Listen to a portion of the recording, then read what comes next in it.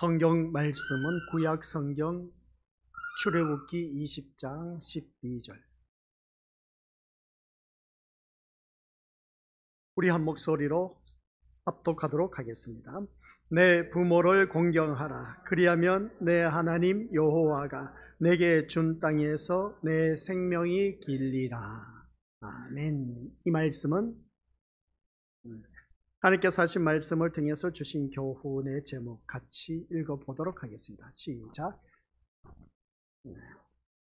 아버지 하나님, 은혜 감사드립니다. 오늘따라 내 부모를 공경하라는 말씀 제목으로 같이 은혜의 말씀을 나누고자 하오니, 부모를 공경하는 것이 성경에서 어떻게 우리에게 비추어주는 것인지, 또한 내가 생각하고 있는 부모 공경은 어떠한 것인지 오늘 말씀과 연주어서 참된 그 부모를 공경할 줄 아는 지혜로운 아버지 하나님 자녀 되게 하옵소서.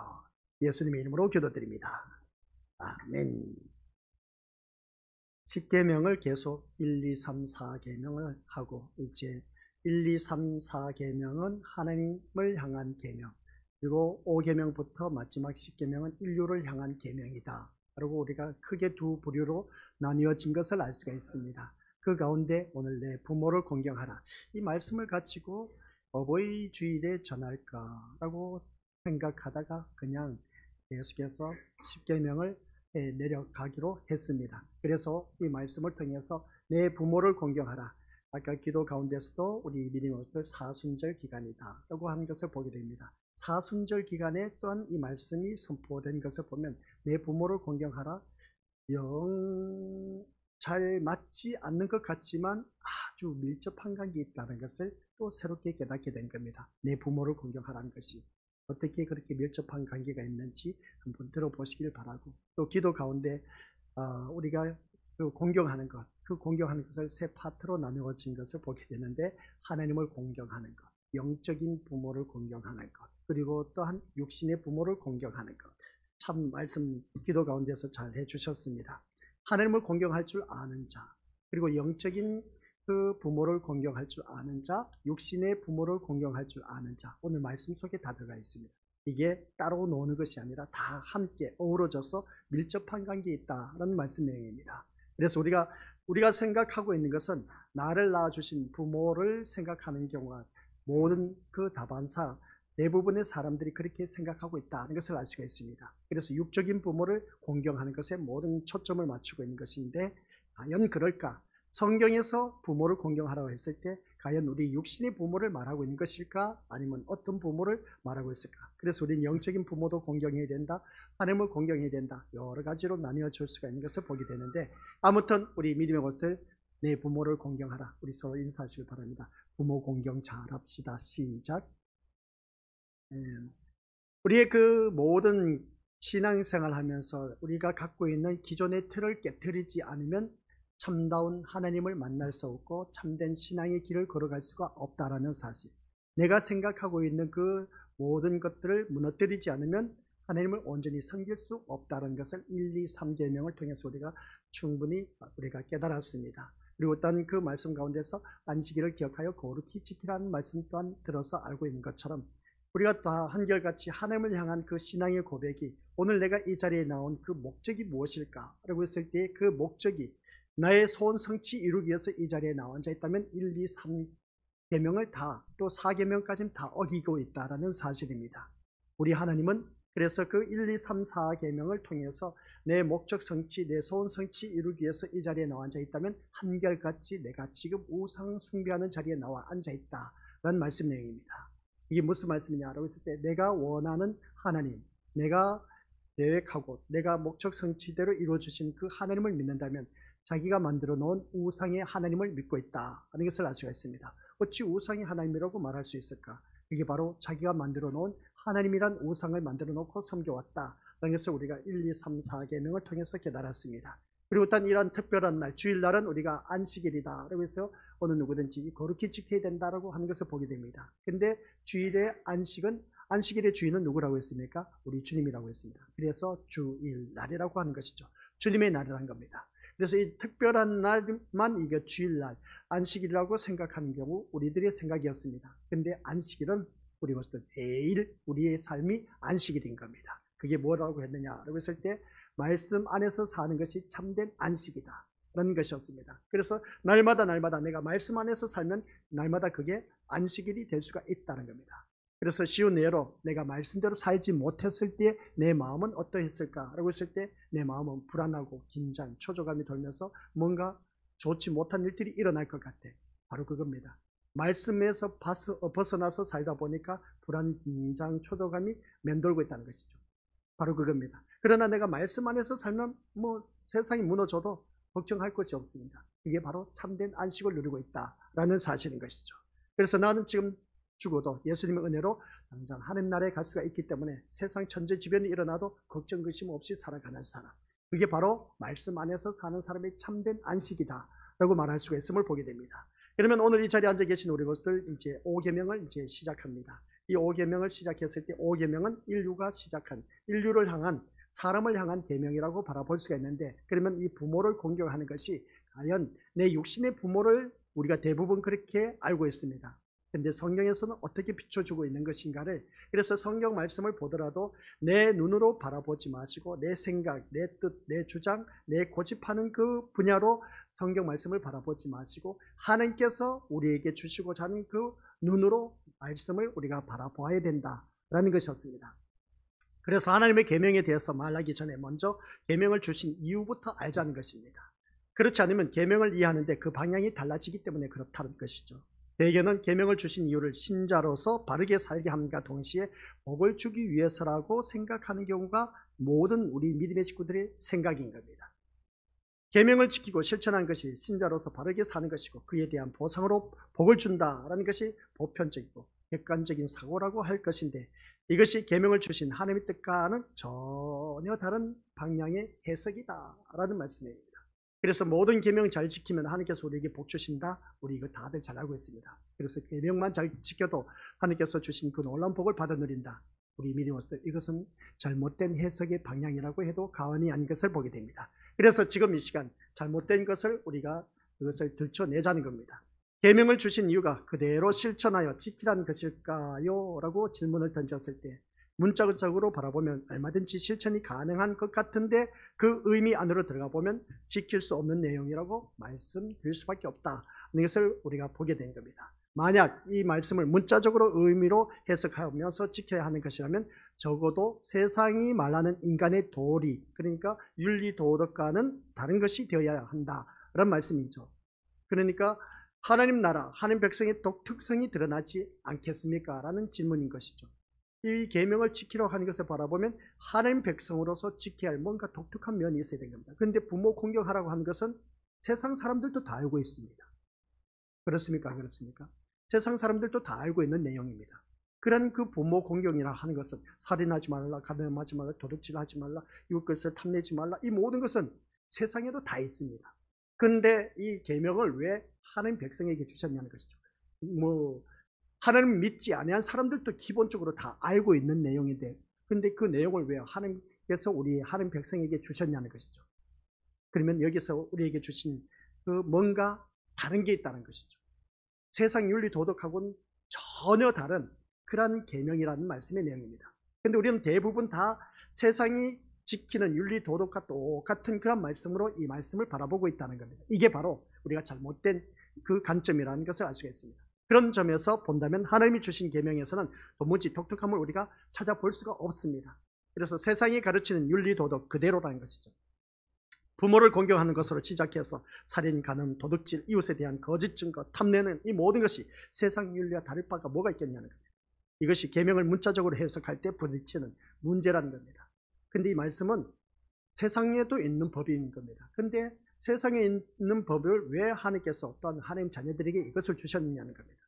그래서 교회들이 이 5번째 계명부터 10번째 계명까지 인간에 대한 도덕법이라고 하면서 실천을 강조하는 것을 바라보게 됩니다. 그래서 가나안 땅에도 도덕과 윤리 그리고 그들의 사회 질서를 위한 법이 있었을 것임을 바라보게 됩니다. 그런데 왜 갑자기스럽게 가나안 땅이라고 말할까? 이 말씀은 우리 것도 기억하시길 바랍니다. 출애굽기에 나와 있는 말씀입니다. 이들이 아직도 가나안 땅에 들어가지 않는 상황에 있습니다. 가나안 땅에 들어가면 너가 이 계명을 지키라고 모세 지도자 시내산에서 계명을 준 것입니다. 그래서 그 계명을 이제 이스라엘 백성들 너희들 들어가면 이러한 계명을 지켜야 된다라고 모세 지도자를 통해서 이 계명을 주셨다는 것이죠. 그래서 이 말씀을 보면 가나안 땅에도 우리가 들어갔을 때 바라보면 가나안 땅에도 이들이 생활하는 가운데서도 그 가나안 족속들이 지키는 윤리 도덕이 사회 질서를 위해서는 분명히 법이란 것이 있다는 겁니다. 따라서 부모 공경이나 살인하지 말라는 등의 계명이 가나안 땅에는 없는 특별한 법이 아니란 것이죠. 가나안 땅에도 있다는 것이죠. 이 점을 생각하지 않고 도덕적인 법을 운운한다면서 지킬 것을 가르치다 보니까 결국 기독교도 다른 종교와 같은 말을 한다는 평가를 받을 수밖에 없다는 것이죠.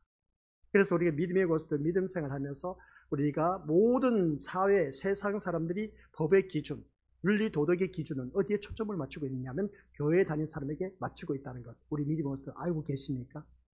그래서 우리가 교회에 다니는 우리 믿음의 식구들이 뭔가 행동과 말을 잘못하게 되면 야, 너 교회에 다니는 사람 그렇게 하면 되느냐?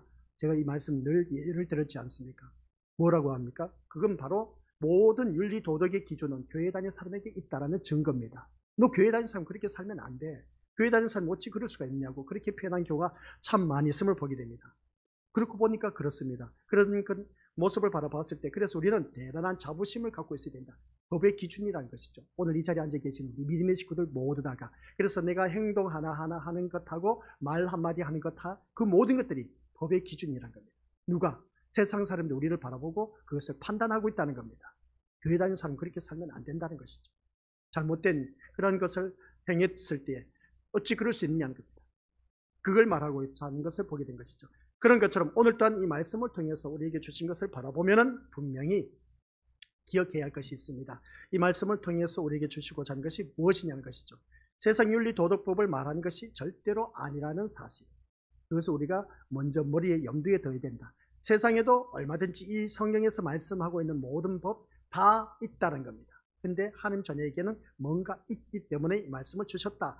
이것을 바라보게 되는데 그래서 우리는 이 말씀을 통해서 다시 한 번 더 우리가 새롭게 내려가야 된다는 것을 기억하면서 레위기서 18장 3, 4절에서 하신 말씀 같이 읽어보도록 하겠습니다.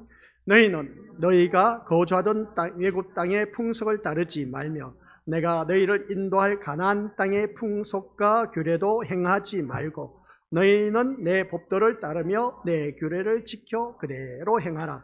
나는 너희의 하나님 여호와이니라 고 말씀한 것을 보게 됩니다. 여기서 말씀 보면 이스라엘 백성들이 지금 가나안 땅에 들어가지 못했다고 했습니다. 그러면 너희가 애굽에서 살면서 그 땅의 풍속을 따르라 따르지 말라 따르지 말라.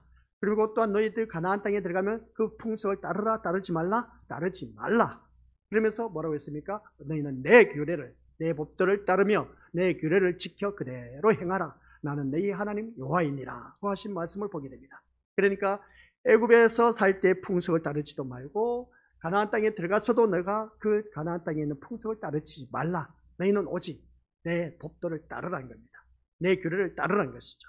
그래야만이 하나님께서 너희 모든 것을 지켜주신다는 그 말씀의 내용인데 이 말씀을 바라보니까 그렇습니다. 나는 너희 하나님 여호와이니라. 그러니까 너는 내 말대로 내 법대로 살아야 된다 하는 것을 말씀하고 있는 것을 보게 된 것이죠. 그래서 이스라엘을 애굽 땅에서 인도하여 내시고 애굽 땅의 그 풍속을 따르지 말라고 하시는 것을 보게 됩니다. 더 이상 애굽 땅의 풍속을 따르지 않을 자로 애굽에서 불러내셨다는 뜻임을 바라보게 되는데 그리고 가나안 땅에 들어가서는 가나안의 풍속과 규례를 행하지 말라고 하신 것을 보게 됩니다. 그런데 애굽 땅과 가나안 땅에 부모에 대한 것이나 살인, 도둑질, 금지하는 법이 없었겠느냐는 것이죠. 있었다는 겁니다. 근데 그 있었다면 그런 법을 왜 또 이스라엘 백성들에게 주셨냐는 것이죠. 그러니까 너희들이 알고 있는 그 법하고는 윤리도덕부의 법하고는 다르다는 것입니다. 이것을 우리가 먼저 염두에 두고 그러면 어떻게 이 말씀을 우리가 하나님께서 오늘 우리에게 던져주시느냐 그것을 목적을 두고 우리가 길을 기울여야 된다. 이걸 꼭 기억하시길 바랍니다. 그래서 부모 공경을 떠나서라도 살인이나 도둑질에 대한 그 금지와 처벌법이 없으면 그 나라는 혼란에 빠질 수밖에 없습니다. 그래서 부모 공경해야 되고 살인하지 말라, 간음하지 말라, 도둑질하지 말라, 이웃에 대해서 거짓 증거하지 말라. 이 말은 세상 윤리 도덕법이 다 갖고 있습니다. 그것이 없으면 그 사회는 오합지졸이 되어버린 것이죠. 우리나라가 세계 여행한 사람들이 우리나라를 바라보면서 참 놀라움을 금치 못하고 있다고 합니다. 그 이유는 뭐냐라고 했을 때 우리나라는 치안이 참 좋다는 겁니다. 외국에는 밤에 돌아다닐 수가 없다는 겁니다. 눈앞에 있는 모든 물건 삽시간에 한눈 팔면 다 어떻습니까? 도둑을 맞을 수밖에 없다는 것이죠. 절도를 당한다는 겁니다. 그래서 우리가 그런 그 모습 바라볼 때 우리나라는 테이블 위에 스마트폰 얹어놔도 누가 가져갈 사람이 없다고 합니다. 근데 외국에서는 눈만 돌리면 그것을 훔쳐간다는 것이죠. 그러다 보니까 그것을 자기 물건을 지키기 위해서는 어느 누구든지 자기 손에 있어야 된다는 것을 알 수가 있습니다. 그런데 그러한 그 나라에도 법과 윤리, 도덕이 있다는 것을 보게 됩니다. 근데 그런데도 불구하고 그것을 지키지 않는다는 것이죠. 근데 우리나라는 너무나 살기 좋은 나라다 보니까 뭐 노트북을 펼쳐놓고 테이블 위에 얹혀놓고 어떠니까 다른 데 갔다 와도 그대로 있는 것입니다. 얼마나 살기 좋은 나라인지 모른다는 것이죠. 이런 모습 볼 때 그 나라에도 법이 있지만 법을 지키지 않는 그런 모습. 그러나 우리나라에는 그런 일들이 없는 것을 보니까 참 살기 좋은 나라에 살고 있다라고 해도 과언이 아닌 것을 보게 됩니다. 잠시 곁길로 빠졌지만 그러나 우리 미래부터 여기서 말씀하고 있는 것을 한번 생각해 보자는 겁니다. 부모 공경, 살인하지 말라, 간음하지 말라, 도둑질하지 말라, 이웃에 대해서 거짓 증거도 하지 말고 탐내지도 말라. 이것은 그 나라의 모든 생활 질서가 유지하기 위해서는 누구든지 다들 지키고 있다는 것입니다. 그런 것을 오늘 이 말씀을 통해서 우리에게 주신 것을 바라보면 분명 이유가 있다는 것을 기억하자는 것이죠. 그래서 부모 공경을 떠나서라도 살인이나 도둑질 이런 금지와 처벌법이 없으면 그 나라는 혼란에 빠질 수밖에 없지만 그렇다면 애굽이나 가나안 땅에서도 살인과 도둑을 금하는 법이 있었다고 보는 것이 옳다는 것입니다. 그러면 부모 공경이나 살인, 도둑질 하지 말라는 계명은 가나안 규례일까 아니면 하나님의 규례일까? 우리 민영으로서 어떻게 생각하십니까? 애굽 땅에도 이미 있었습니다. 가나안 땅에도 들어가면 그들의 규례도 있었다는 것이죠. 이게 바로 그러면 하나님의 규례일까? 가나안 땅의 규례일까? 애굽 땅의 규례일까? 이거 한번 우리가 생각해 보자는 겁니다. 그 나라도 이미 그런 윤리 도덕법이 있었다는 겁니다. 그러면 누구의 법이냐는 것이죠. 누구의 규례냐는 것이죠.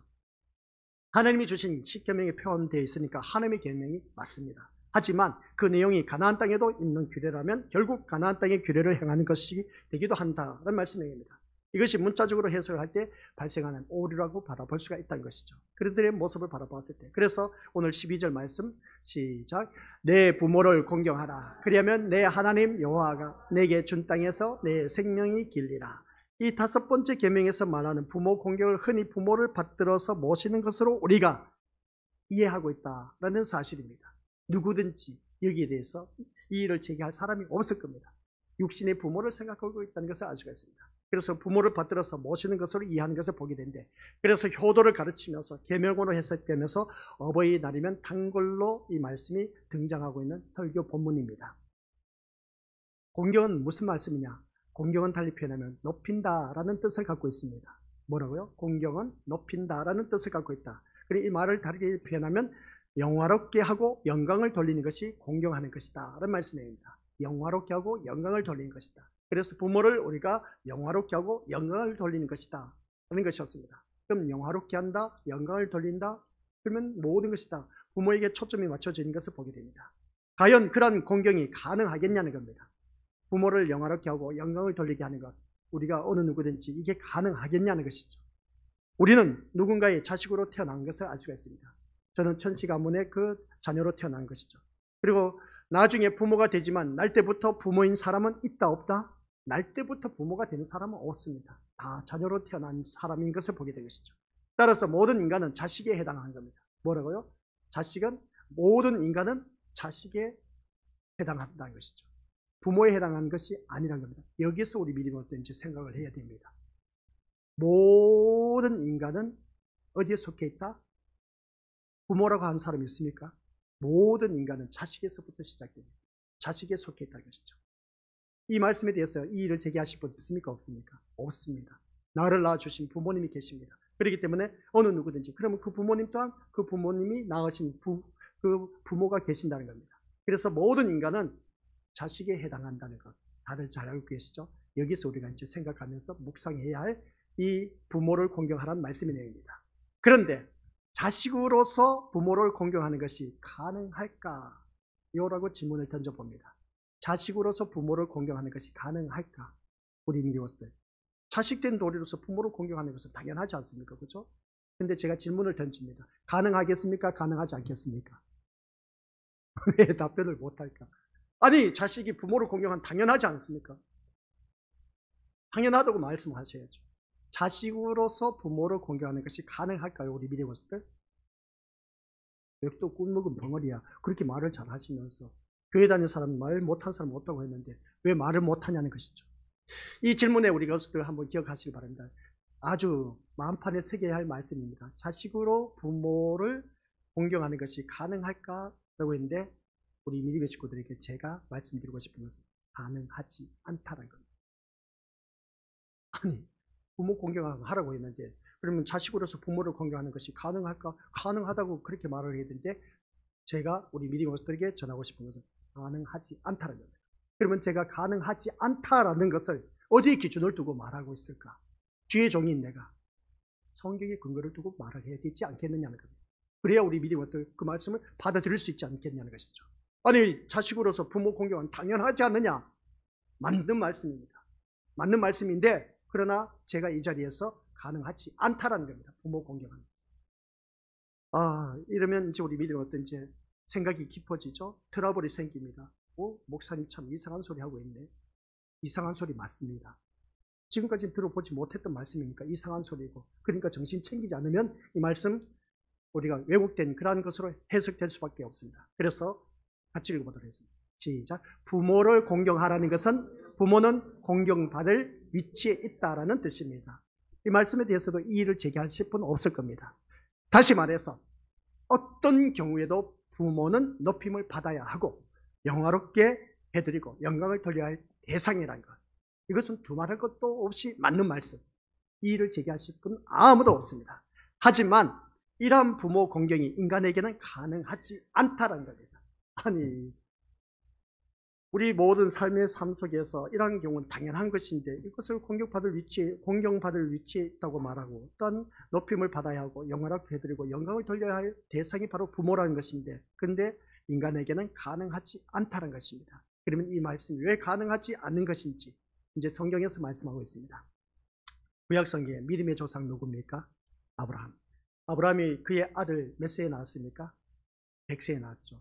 그래서 하나님께서 그 아들을 어떻게 하라고 했습니까? 뭐로 바치라고 했습니까? 번제물로 바치라고 했죠. 그러면 아브라함과 이삭의 경우를 한번 생각해 보자는 겁니다. 아브라함이 하나님의 말씀을 따라 이삭을 데리고 산으로 올라갔습니다. 모리아산으로 올라가서 이제 번제물로 바치기 위해서 그 이삭을 데리고 올라간 것이죠. 그래서 장작더미 위에 얹어놓고 결박해서 제단 나무에 놓고 죽이려고 했습니다. 이삭을, 자기 아들을. 아브라함은 하나님의 말씀을 따라 실제로 이삭을 죽일 작정이었습니다. 칼을 뽑자 아브라함아, 아브라함아, 내가 네 믿음을 알겠다. 그때부터 이제 믿음의 조상이란 호칭이 붙게 된 것이죠. 여기서 우리가 생각해 보자는 것이죠. 아니, 100세에 낳은 아들을 그것도 하나님께서 바치라고 하니까 세상 종교, 이런 종교가 어디 있겠습니까? 물론 인신제사 하는 것을 이웃 족속들이 있는 것을 보게 됩니다. 그런 모습을 바라봤을 때 자기 자식 100세에 낳은 아들, 그래도 그 얼마나 애지중지하면서 키웠겠냐는 것입니다. 그런데 하나님께서 그 이삭을 번제물로 바치라고 했습니다. 그랬더니 이 아브라함은 어느 누구 자기 아내한테도 말도 하지 않았습니다. 장작단을 꾸려갖고 어떻습니까? 자기 아들 데리고 모리아산을 향해 가고 있었음을 보게 됩니다. 그리고 모리아산에 도착했습니다. 그래서 거기 도착해서 장작을 쌓아놓은 것이죠. 쌓아놓고 나서 어떻습니까? 이제 어린 양을 잡아서 이제 거기 바쳐야 됩니다. 근데 그때 이삭이 한 말이 있었습니다. 아버지, 장작하고 이 모든 것은 다 준비되었는데 재물은 어디 있습니까? 하나님께서 예배 두셨다는 겁니다. 근데 아버지가 어떻습니까? 자기 아들 이삭을 꽁꽁 묶고 있네. 이거 참 기가 막힐 노릇인 것이죠. 이게 우리 믿음의 정상적인 아버지라고 말할 수 있겠느냐는 겁니다. 그래요, 안 그래요, 우리 믿음의? 그러면 이 정상적인 아버지라고 말할 수 있는 사람 있다 없다? 그러면 자식인 이삭은 부모를 바라봤을 때 공경할 대상입니까? 아닙니까?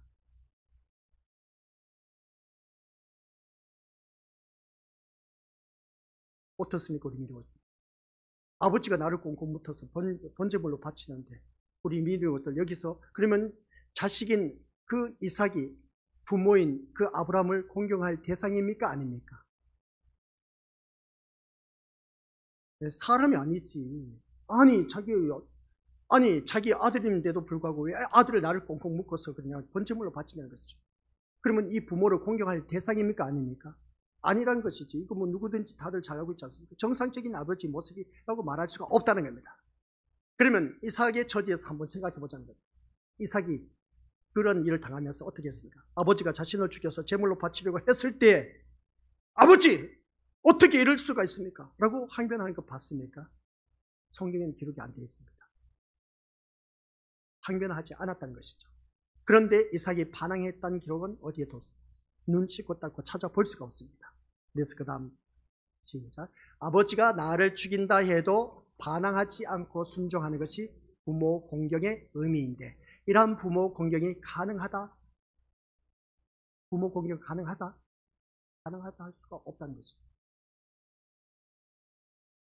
다시 한번 아버지가 나를 죽인다 한달째라도 반항하지 않고 순종하는 것이 부모 공경입니다.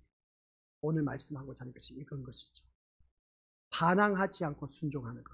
진정 우리는 지금까지 부모 공경한 데 있어서 얼마나 많이 반항했습니까? 그러면서 또 원망 불평을 얼마나 많이 쏟아부었습니까? 아유, 저 같은 경우는 그렇습니다. 우리는 같이 산을 개간했기 때문에 높은 산에 있었습니다. 그래서 그 산에 올라가서 일하는데 친구들은 저 강변에서 놀고 있어. 아유 하면서 제가 신세 타령한 것이 뭐냐면은 어느 누구는 부모 잘 만나서 저렇게 강변에서 뛰어놀고 있는데 아유 난 이게 뭔지 모르겠다. 이 소리를 부모 앞에 대놓고 했던 겁니다. 원망 불평을 했던 것이죠. 신세 타령을 했던 겁니다. 그 소리를 들은 부모는 어떻게 하겠습니까? 가슴이 찢어진 것이죠. 그래 이놈아 너는 부모 잘못 만나서 이렇게 고생한다. 갑자기 눈물 나오려고 그러네. 부모 잘못 만나서 고생한다. 그렇게 말을 했을 때 부모의 마음은 얼마나 찢어지게 아팠겠느냐 라는 생각을 가져봅니다. 누구는 진짜 부모 잘 만나서 저렇게 강변에서 뛰어놀고 있는데 우리 강변에는 거기 잔디밭이 깔려져 있었습니다. 그러다 보니까 얼마나 뛰어놀기 좋은지 몰라요.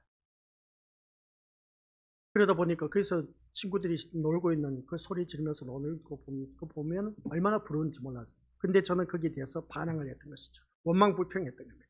어느 누구는 부모 잘 만나서 저렇게 뛰어놀고 나는 이게 뭐냐. 그 소리를 들으는 어머니가 그래 이놈아 부모 잘못 만나서 너는 진짜 개고생한다. 미안하다. 본문에서 우리 미리고스들 여기서 부모 공경 아버지가 나를 죽인다 해도 반항하지 않고 순종하는 것이 부모 공경이라고 했는데 이게 부모 공경인데 근데 그 좀 어려운 가정에 태어났다고 해서 반항하면서 원망 불평한 그 모습을 바라보면 제대로 우리가 부모 공경할 수가 있을까? 라는 그런 내용입니다. 이런 부모 공경이 가능하다 할 수 없다는 것이죠. 이게 우리 믿음의 구약에만 있는 것이 아니라는 것. 신약에 가서도 찾아볼 수가 있습니다. 그러면 우리가 말씀이 또 올라야 되죠. 이삭은 반항하지 않고 순종했다. 죽이는데 나를 죽이는 그 아버지를 순종했다. 그게 바로 부모 공경입니다. 자식이란 존재는 늘 부모에게 기대하는 것이 있음을 보게 됩니다. 그렇죠? 자식을 키우면서 부모가 기대하는 것이 얼마나 많은지 모릅니다. 그래서 부모는 자식이 힘들 때 도와줘야 하고 사랑하고 책임져야 한다라고 생각하는 것을 보게 됩니다. 그래서 소위 능력 없는 부모를 다들 싫어하는 것이죠. 저처럼. 자신이 힘들 때 아무것도 해주지 못한 부모에 대해서 원망 불평하는 것은 누구든지 다들 갖고 있습니다. 돈 많은 부모에게 태어났으면 하는 그런 아쉬움도 저는 간절했습니다. 지금은 부모의 상황에 있다고 해도 모든 사람은 이러한 자식의 실상을 겪었을 것을 바라보게 됩니다. 이러한 부모, 자식의 관계에서 드러나는 것이 뭘까? 부모와 자식 관계에 드러난 것이 뭐겠습니까? 우리 민족들 부모와 자식 관계에서 이 모습을 바라보았을 때 우리 한번 생각해 보자는 겁니다. 부모가 자식이 원할 때에 다 들어주는 것이 부모 된 도리가 되지 않겠습니까? 그러면서 하는 말이 제가 뭐라고 했는지 아십니까? 아니 내가 원하는 대로 해주지를 못할 바에 왜 나를 낳았냐고 그렇게 제가 또 부모한테 다시금 공격을 했습니다. 내가 원하는 것 좀 들어주면 않겠냐고, 내가 먹고 싶은 것 좀 사주면 되지 않겠느냐고, 내가 입고 싶은 옷 사주면 되지 않겠느냐고 부모를 향해서 제가 원망하고 불평하면서 어리고 공격을 했습니다. 왜 이럴 바에 고생시킬 바에 나를 낳았냐고. 부모님들 진짜 요막심한 자식이었어요. 그래서 이 질문에 대해서 우리 믿음의 모습도 한번 생각해 보시기 바랍니다. 부모 자식의 관계에서 드러나는 것이 뭘까? 이게 바로 우리 믿음의 것들 클릭해 주시기 바랍니다. 하는가 인간의 관계. 하는가 인간의 관계. 자식이 부모를 원망하고 불평한 모든 것이 인간이 살아가면서 하나님을 원망하고 불평하는 것과 똑같다는 겁니다. 그것이 광야에서 드러난 하나님에 대한 이스라엘 백성들의 태도였습니다. 오늘 그 모습이 우리의 모습이지 않느냐는 것이죠. 하나님과 나와의 관계 속에서 살아가면서 늘 하나님께서 다 채워주고 계심에도 불구하고 원망, 불평하고 짜증나고 신경질 내고 화내는 이유가 도대체 뭐냐는 겁니다. 우리가 하나님을 제대로 공경하고 있습니까? 하나님을 믿는다고 하면서 나의 뒷정리나 나의 모든 해결사로만 생각하고 있었지 진짜 하나님의 하나됨을 우리가 제대로 섬기고 있느냐는 것이죠. 늘 조금만 불편해도 내가 되는 일이 안 돼도 내 자녀가 속 썩인다 해서 부모, 남편, 아내, 자식 할 것 없이 하는 사업 제대로 안 될 때 늘 원망 불평했던 우리들의 모습이 아니냐는 것이죠. 똑같다는 것입니다. 차라리 나를 낳지 말 것이지 왜 낳았냐는 것입니다. 제가 부모님한테 그렇게 항변을 했다니까요. 그게 오늘 우리들의 모습이라는 거예요. 내가 하나님과 나와의 자녀의 관계 속에서 우리 하나님 자녀로 가면서 하나님 앞에 원망 불평하는 소리가 얼마나 많았습니까? 지금까지 신앙생활에 오면서. 바로 이겁니다. 자식이 부모에 대해서 무엇을 기대하고 원하는가를 인간이 하나님에 대해서 무엇을 기대하고 원하는가 연결해서 한번 생각해 보자는 겁니다. 부모를 공경하지 않는 못된 자식의 모습이 곧 우리 자신이라는 것이죠. 우리 자신이라는 겁니다. 자식은 부모를 공경의 대상으로 보지 않는다는 겁니다. 부모로 인해서 세상에 존재하게 되었음에도 자기 인생만 생각하고 있다는 것이죠. 내가 지금 있는 이유가 뭐겠습니까? 부모를 통해서 내가 세상에 존재하고 있습니다. 그러면서 어떻습니까? 자신에게 크게 도움되지 않는 부모에 대해서는 무시하는 경우가 얼마나 많은지. 부모가 나에게 도와주지 않아. 힘도 되지도 않아. 날 낳아주신 부모를 얼마나 무시하면서 살아왔던 우리가 아니냐는 겁니다. 저같이 불효막심한 자. 이것이 인간의 본성이라면 부모를 공경하지 않는 것으로 하나님을 공경할 수 없다는 것이 드러나고 있다는 것. 부모를 공경하지 않는 것이 하나님을 공경할 수 없다는 것이죠. 살아계신 부모도 제대로 공경하지 못한 자가 어찌 눈앞에 보이지 않는 하나님을 공경할 수 있겠느냐 하는 말씀이에요. 우리가 다시 한 번 더 생각해 봐야 할 말씀이지 않습니까? 부모를 공경하지 않는 것으로 하나님을 공경할 수 없다는 것. 눈앞에 보이는 것도 공경하지 못하면서도 보이지 않는 하나님을 어떻게 우리가 공경한다고? 눈앞에 보이는 사람도 사랑하지 못하면서 어떻게 눈앞에 보이지 않는 하나님을 사랑한다고 말할 수 있겠느냐는 겁니다. 뭔가 좀 우리 믿음의 것들 잘못된 신앙생활을 하고 있지 않느냐는 겁니다. 오늘 이 자리에 앉아 계신 우리 것들 기억하시길 바랍니다. 하나님은 뭐라고요? 공경의 대상입니다. 하나님을 높이고 영화롭게 하는 또한 영광을 돌려야 하는 그런 분입니다. 그것이 하나님을 위해서 지음을 받고 존재하게 된 피조물로서 마땅한 도리입니다. 그죠? 여기에 대해서 우리가 이의를 제기하실 분 없죠. 그런데 우리는 같이 읽어보죠. 시작. 우리는 하나님이 내 인생에 도움이 되기만을 바랍니다. 하나님이 내 인생에 도움이 되기만을 바라고 있다는 겁니다. 하나님이 내 인생에 도움이 되기만을 바라고 있다는 것이죠. 이게 무엇이겠습니까? 부모에게서 얻을 것이 있다고 생각되면 효도하는 척 하면서 달라붙습니다. 마지막 이제 연로하셔서 이제 이 세상 이별하기 전에 어떻습니까? 부모가 재산을 갖고 있으면 모든 자녀들이 그 재산을 탐내서 달라붙는 그 모습. 누구든지 우리가 주변에 다들 볼 수 있지 않습니까? 뻔한 사실입니다. 그래서 그 재산을 얻기 위해서 그냥 어떻게 해서든지 알랑방에 끼면서 평소에 효도도 하지 않는 사람이 효도하는 것처럼 공경하는 것처럼 흉내내면서 마지막에 가서 어떻게 해서든지 더 재산을 내 것으로 만들기 위해서 그냥 부모님한테 달라붙는 아주 못돼먹은 파렴치한 이 불효막심한 자식 새끼들 참 가관이지 않습니까?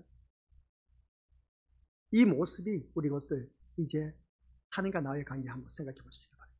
하나님을 잘 섬기고 믿는 척하면서 원하는 것을 얻는 데만 관심을 가졌던 오늘 우리들의 모습이 아니냐는 겁니다. 우리 것들 어떻습니까? 이러한 인간이 하나님을 공경한다는 것은 말짱 거짓말쟁이죠. 어떻게 해서든지 하나님을 잘 믿어서 뭔가 얻어내려고 하는 그런 아주 얄팍한 수단. 이걸 우리 하나님께서 모르고 계시겠습니다. 또 부모가 재산을 갖고 있다 보니까 아유 이놈 자식 평소에 연락이 없다. 이제 내가 죽을 때 되니까 늘 이렇게 전화하고 하는 거 보니까 부모 그 속셈을 알겠습니까? 모르겠습니까? 다 알고 있다는 것이죠. 뻔한 속셈. 이놈 재산을 노리고 있구나. 알고 있다는 겁니다. 그래서 우리 믿음의 것들, 자녀는 살아갈 수 있는 길이 있습니다. 재산 물려주려고 하지 마시고, 아시겠습니까? 그것을 사회에 기부하시길 바랍니다. 이 모든 것은 누구의 것이다? 하나님의 것입니다. 왜 자식에게 돌려줘요? 자식에게 돌려주지 마세요. 다 하나님 앞에 바치세요. 어차피 우리는 영원한 번향집을 갑니다. 더 나은 번향을 사모하라고 했지 않습니까? 더 나은 번향은 우리 천국입니다. 천국에 갈 사람이 우리 것도 이 세상에 아무리 많은 재산 증축해놔봤자 무슨 소용이 있겠냐는 겁니다. 그런 쓸데없는 짓 하지 마시고, 모든 것, 자녀들은 알아서 살다 가도록 그냥 태어나면 집 밖으로 갖고 태어난다고 했습니다. 그냥 내버려 둬요. 지가 알아서 살아가도록, 힘들게 어렵게 살아가든지 고생해서 살아가든지 잘 먹고 잘 살든지 다 알아서 살아가게 돼 있습니다. 거기에서 우리는 할 도리는 다른 것 없습니다. 하나님을 제대로 알고 섬길 수 있도록 부모로서 할 도리는 그거밖에 없어.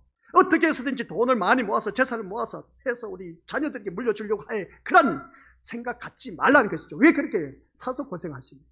그런 고생하지 마시고, 자녀 편하게 살려고, 그렇게 우리 미래 것들 살려고 하지 마시고, 돈 벌려고 하지 마시고, 하나님을 제대로 알도록 섬기도록 우리 그 자녀들에게 가르쳐 주라는 겁니다. 그것만 제대로 가르쳐 주면 그 자녀 걱정할 것 없어요. 아시겠습니까? 그래서 미국 사람들이 기독교 국가지 않습니까?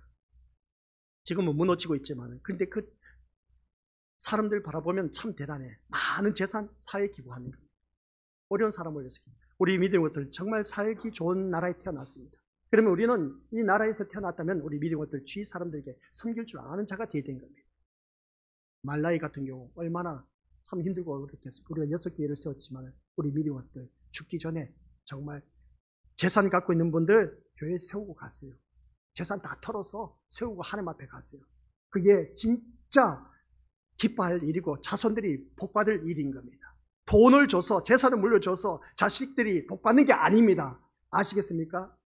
하나님 일을 해야 돼요. 하나님 일을 해야 우리 믿음의 것들 복을 받아 누린다는 것이죠. 그래서 오늘 이 말씀을 통해서 오전 시간에 우리가 이 말씀을 들으면서 부모 공경을 하라고 했습니다. 근데 아브라함이 제사를 번제물을 바치기 위해서 이삭을 데리고 올라갔습니다. 올라가서 바치는 데 있어서 이 이삭이 아무런 항변도 하지 않습니다. 나를 죽인 부모 아버지한테 항변도 하지 않습니다. 근데 그대로 가만히 있습니다. 이 모습이 신약 성경에 와서 어디에 나타난지 아십니까? 같이 읽어보도록 하겠습니다. 시작. 부모 공경은 예수님에게만 해당합니다. 다시요. 부모 공경은 예수님에게만 해당합니다. 구약은 신약의 그림자입니다.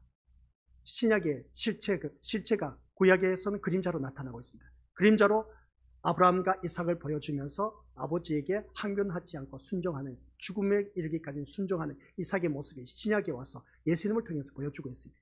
예수님이 어떻게 했습니까? 부모 공경은 예수님 안에만 해당한다. 안식일의 주인은 누구다? 예수님이라고 했지 않습니까? 안식일의 주인은 예수님이라고 했습니다. 그러면 안식일의 주인이 뭐겠습니까? 말씀 안에서 사는 것이 참된 안식이라는 것이죠. 그러면 이 성경 말씀도 말씀 안에서 참된 그 부모가 누구인 것인가를 제대로 알자는 겁니다. 부모 공경은 어디에서만 이루어졌다? 예수님 안에서 이루어졌다는 겁니다. 아버지이신 하나님이 예수님에게, 아들이신 예수님에게 하신 일은 십자가에 죽이시는 것이었습니다. 아버지가 아들을 십자가에 죽이시는 것이 하나님의 일이었습니다. 아버지로 살 일이었습니다. 마치 아브라함이 이삭을 죽이는 것과 하나님 아버지가 예수 그리스도 이 땅에 보내서 십자가에 죽이는 것이 하나님의 일이었습니다. 그런데 예수님은 아버지께 항변했습니까? 안 했습니까? 아버지 왜 나를 죽이시려고 합니까? 기도는 했습니다. 아버지 할만하시거든 이 자리 내게서 옮기시옵소서. 내가 이거 앉으면 안 되겠습니까? 라고 그렇게 기도했던 것이죠. 그러면서 우리 주님이 기도한 것이 뭐겠습니까? 나의 원대로 마옵시고 아버지 원대로 되기를 원하나이다. 결국은 아버지 뜻대로 십자가를 져야만 했던 모습 보게 됩니다. 십자가에서 죽이시는 이 모습, 하나님 얼마나 마음이 또 나쁘겠습니까? 구약에서는 이삭은 죽지 않았습니다. 그런데 신약에 와서는 이삭 대신 예수 그리스도는 십자가에 못 박아 돌아가셨습니다. 왜 돌아가셨습니까? 오늘 이 자리에 앉아 계신 우리 믿음의 식구들. 그래서 공경이 무엇이냐는 것을 제대로 보여주기 위해서 하나님 공경은 바로 이러한 것이야. 영적 부모 공경하는 것이 바로 이러한 것이야. 육적인 부모도 이렇게 공경을 해야 된다는 것을 보여주기 위해서, 그래서 예수님 안에서 모든 것이 완벽하게 이루어졌다는 겁니다. 그런데도 예수님은 아버지를 원망했다 안 했다? 원망하지 않고 순종했습니다. 구약에서 이삭이 순종한 것처럼. 이것이 예수님이 부모 공경입니다. 예수님의 부모 공경. 십자가에 못 박혀 돌아가실 때 밑에서 어떻습니까? 자기 어머니를 보고 여자여 보소서 아들입니다 라고 했을 때 부모 공경, 자기 어머니를 부탁하는, 제자들에게 부탁하는 그 모습, 우리 믿음으로서 이게 예수님의 부모 공경이라고 할 것을 바라보게 되는데, 그러나 좀 더 엄밀하게 들어가면 아버지에게 원망하지 아니하고 반항하지 않고 그대로 받아들이면서 순종한 이 모습이 바로 예수님의 부모 공경입니다. 예수님의 그 부모 공경이 오늘 우리에게도 삶 속에서 이루어져야 된다는 것이죠. 그러면 그리스도 안에 있는 오늘 우리에게 부모 공경은 어떤 의미로 다가오고 있는 것일까? 먼저 그리스도 안이 의미하는 것이 뭐냐? 율법의 완성입니다. 그리스도 안이라고 했을 때, 그리스도 안이란 말씀 안이라고 했는데 율법의 완성으로 우리 예수님은 이 땅에 오셨습니다. 그러면 율법은 우리 주님께서 어떻습니까? 이미 하나님께서 시내산에 모세에게 주신 이 10계명 율법이었습니다. 이 율법의 완성은 누가 이루셨다? 예수님이 완성시켰습니다. 예수님이 오심으로 말미암아 율법은 완전하게 되었다는 것이죠. 즉 부모를 공경하라는 계명은 예수님으로 인해서 완성된 것이다 라는 말씀입니다. 우리가 이런 부모 공경을 할 줄 아는 자가 되어야 된다는 것이죠. 따라서 예수 그리스도 안이란 부모 공경이란 계명이 완성된 세계를 뜻하는 것이고, 계명의 실천 요구도 없는 세계가 되는 것입니다. 아시겠습니까? 그러니까 이 말씀을 통해서 우리 믿음을 다시 한 번 더 우리가 자기 자신을 돌이켜보자는 것입니다. 무슨 말씀이냐라고 했을 때 이 말씀을 들어도 잘 이해가 안 되는 걸 보게 됩니다. 그래서 예수님 안에 있는 신자에게 가장 복되고 귀한 것은 저주의 존재를 저주에서 건져주셨다. 오늘 이 자리에 앉아 계신 우리 것들을 바로 저주의 존재에서 우리를 건져주셨다는 겁니다. 그 저주에서 건져주셨다. 그 저주가 뭐겠습니까? 지옥 갈 수밖에 없었던 저주받아서 지옥에 갈 수밖에 없었던 우리를 건져주셨다는 겁니다. 누가? 하나님 아버지가 예수 그리스도를 통해서. 아시겠습니까? 그래서 하늘의 영광된 생명에 속하게 하신 은혜와 사랑이라는 것이죠. 하나님의 은혜와 사랑이 우리 믿음을 그저 하나님의 은혜 감사, 하나님의 사랑 감사, 입에 발린 것처럼 늘 기도할 때마다 그렇게 고백하지만, 하나님의 은혜는 정말 자기 아들을 주기까지 다 알고 있습니다. 주기까지 내놓으신 그런 하나님이 있었습니다. 그런데 그 아버지의 뜻을 받들어서 반항하지 않고 순종하는 것이 바로 예수님의 그 십자가 사건, 부모의 공경인 겁니다. 그게 바로 십자가 사건을 통해서 완성이 이루어졌다는 것이죠. 부모 공경은. 아시겠습니까? 우리들의 삶이 바로 이러한 죽기까지 순종할 수 있는 그 신앙이 바로 온전한 하나님을 공경하는, 영적 부모를 공경하는 것임을 잊어서는 안 된다는 겁니다. 우리가 예수 안에 전부를 받았다는 사실에 눈을 뜨게 된다면 현재의 삶의 형편과 무관하게 하나님을 높여야 하는 분으로 우리가 바라보게 된다는 것을 알 수가 있습니다. 이것이 바로 우리 이민영부터 아버지이신 하나님을 공경하는 것이다 라는 말씀입니다. 그래서 우리가 하나님으로부터 받은 것이 얼마나 많이 있습니까? 이 많은 것을 우리가 어느 누구든지 하늘의 영광된 생명에 속한 하나님의 은혜와 사랑을 받아 누리면서도 불구하고 이 모든 것을 전부를 받았다고 하면서도 우리는 이 전부를 하나님 앞에 드리지 못하고 있는 오늘 우리들의 모습, 하나님의 걸 받아놓고, 우리 자녀들 그러지 않습니까? 자녀들 키워나다 보니까 이제 자기들이 먹고 살만합니다. 그리고 부모가 재산이 있습니다. 부모가 재산이 있다 보니까 이놈들이 더 욕심을 내서 부모에게 달려붙습니다. 달려붙어서 어떻게 해서든지 내 것으로 그 재산을 뜯어내기 위해서 그냥 있는 것 없는 것 마지막 그 남은 여생 오히려 편안하게 해주지 못하고 어떻게 해서든지 잘 섬긴다고 하면서 이미 물밑 거래, 어떠니까 밑바닥에는 어떤 계산이 들어가 있지 않습니까? 어떻게 해서든지 한 푼이라도 내 것으로 만들기 위해서 안간힘을 쓰는 이 자녀들의 모습, 이것도 부모가 모르고 있냐는 것이죠. 알고 있다는 겁니다.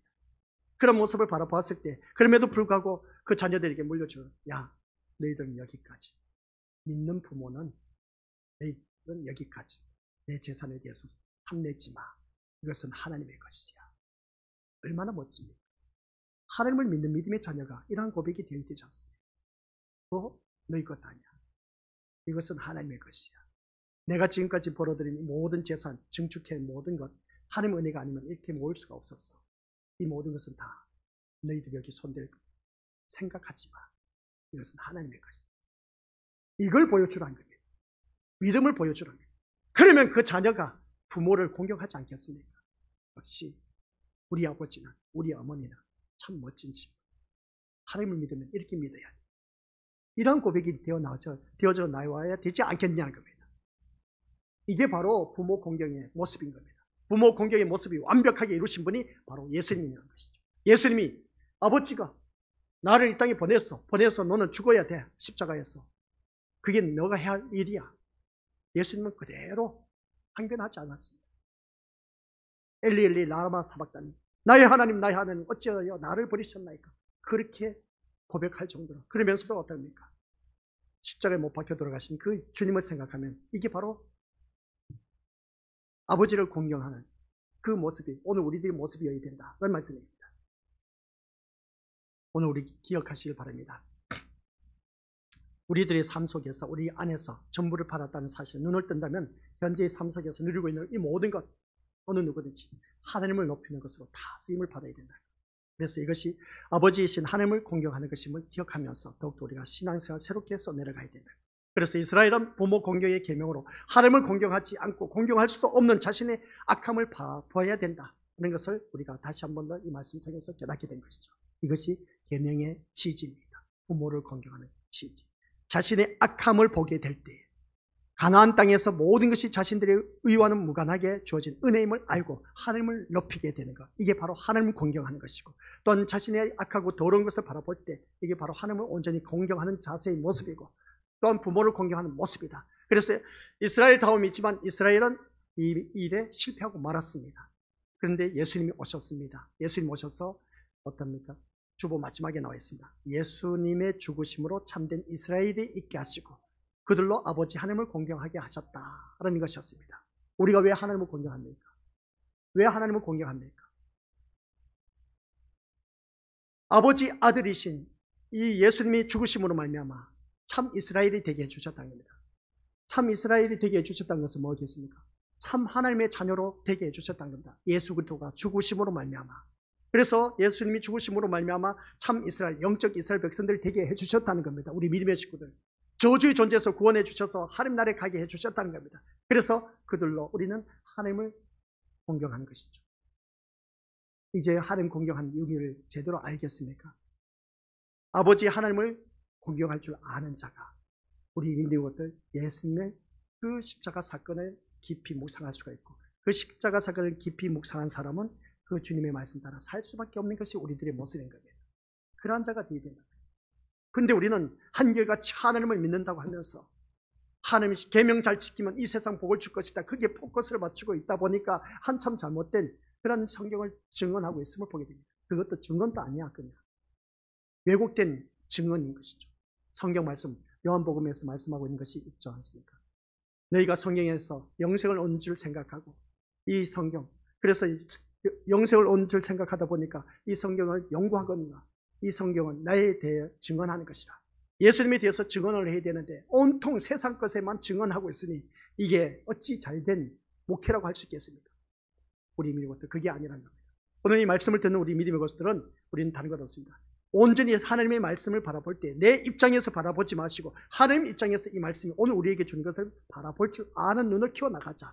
아시겠습니까? 자꾸만 우리가 이 세상과 결부시켜서 예수 잘 믿으면 이렇게 돼, 잘 되고 형통해, 그런 것으로 세상 것에 포커스를 맞추지 마시고 하나님 나라의 소망을 가질 수 있도록 포커스를 맞춰주라는 겁니다. 그래서 제가 말씀드렸지 않습니까? 우리가 재산 많이 증축했다 했을 때 너희들 여기에 탐내지 마. 여기 이 모든 것은 하나님께서 나에게 주신 은혜야.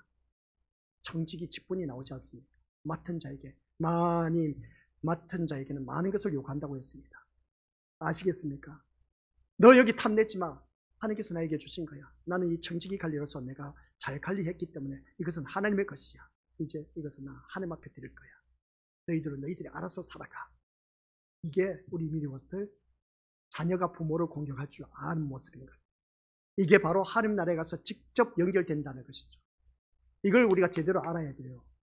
아시겠습니까? 이것도 모르는 우리 믿음의 것들, 지금까지 신앙생활 어떻게 해왔습니까? 정말 우리가 이 말씀을 듣지 못했을 때 내가 하는 것이 올바른 줄 알았지 않습니까? 아니요. 우리 마지막 한마디, 우리들의 인생은 공수의 인생이에요. 빈손으로 왔다 빈손으로 갑니다. 이 세상 것 나에게 하나님께서 잠깐 맡겼습니다. 맡겨놓은 것뿐인가 봐요.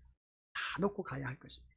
다 놓고 가야 할 우리들은 자녀들에게 물려줄 생각하지 마시고 자녀들에게 무엇을 남겨줘야 되냐.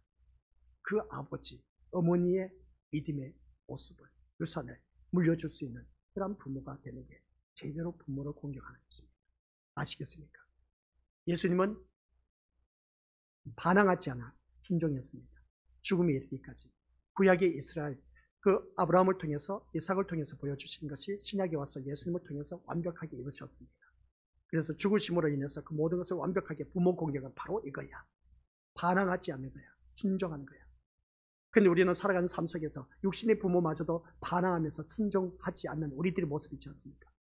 그러면서도 우리가 하나님을 공경한다고 이 자리에 나와서 하나님을 공경한다? 웃기는 소리 하지 말라. 하나님을 공경하는 것은 반항, 삶 속에서 원망, 불평 그런 소리가 나올 수가 없습니다. 오직 감사로서 나를 저주의 존재에서 구원해 주셔서 생명의 존재로 하나님 나라에 이르게 해주셨다는 그것만을 목적을 갖고, 그래서 하나님께서 우리가 하신 말씀, 너희는 먼저 하나님 나라와 의를 구하라고 했습니다. 괜히 하나님 나라와 의를 구하라고 한 것이 아니란 것이죠. 이 말씀이 오늘 우리에게 주어진 것입니다. 그러면 우리 미리 다음 주에는 살인하지 말라는 겁니다. 살인은 과연 어떤 것일까? 성경에서 말해요. 사람을 꼭 칼로 찔러 죽여야, 목 졸라 죽여야만 그게 바로 살인입니까? 그것은 세상 윤리 도덕에서 말하는 그 살인입니다. 그러나 성경에서 말씀하고 있는 살인은 또 어떤 것인가 기대하시길 바랍니다. 오늘 부모 공경하는 것 다들 잘 아셨죠? 다른 것 없습니다. 내가 부모로서 공경받으려면 다른 것 필요 없습니다. 자녀들에게 믿음의 유산을 물려주는 것밖에 없다는 것. 세상 돈 많은 것, 재산? 아니요, 그게 아닙니다. 제대로 부모 공경 받으시려면 말씀대로 자녀들 키우시길 바랍니다. 아버지 하나님 은혜 감사드립니다. 부모 공경은 예수님을 통해서 완벽하게 이루신 것을 우리가 깨달았습니다. 그래서 우리는 하나님을 공경할 수밖에 없다는 것. 아버지이신 하나님을 공경하는 이유는 예수님께서 죽으심으로 말미암아 완벽하게 십자가 사건에서 이루셨음을 반항하지 아니하고 순종한 그 모습 속에서 죽기까지 순종한 그 예수님의 모습이 아버지 대신 그 부모 공경이었음을 바라보게 됩니다. 오늘 우리들의 삶의 모습 속에서 내가 육신의 부모로서 자녀들에게 공경받기를 원한다면 말씀대로 자녀들에게 믿음의 유산을 물려줄 줄 아는 지혜로운 부모가 되게 하옵시고 우리 자녀들이 되게 하옵소서. 예수님의 이름으로 기도드립니다. 아멘.